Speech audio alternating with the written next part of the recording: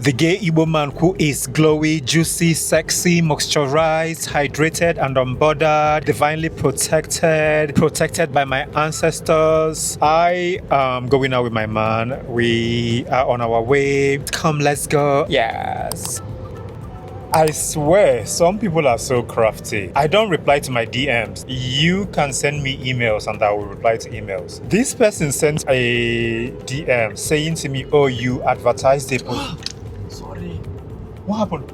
I didn't see him. The white car? No, him behind me. Some of you are so crafty. This person sent me a DM saying to me that you advertised a position and I'm applying for the position. And I'm like, what position? I did not advertise any job. I don't understand. It was so funny. And they sent me an email as well with the same thing. I did not reply to that because I did not advertise any position. What are you talking about? It's so funny to me that some people are so freaking funny and weird in the way they approach things. You can just say to me that you're looking for a job. I don't have any job to give you because I'm not an employer. I'm not employing anybody.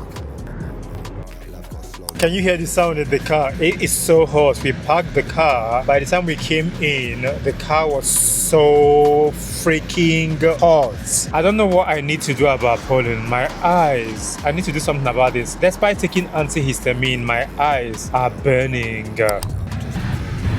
We went into this shop because I was trying to get a flower vase and we couldn't buy it. We had something to eat. The weather is really, really nice. It feels like the first day of summer and we're not even in summer yet. It's gone down to 27 degrees. That's how warm it is today. Anywho, thank you so much for spending some time with this juicy, moisturized, hydrated Igbo gay man from Njikoka local government area of Anambra State, Nigeria. Listen to Igbo Queer and Unfiltered. You can listen to the podcast on every podcast platform that you listen to your podcast on. Subscribe to the African Gay Igbo Vlog channel. Have a wonderful time. I will see you in the next one.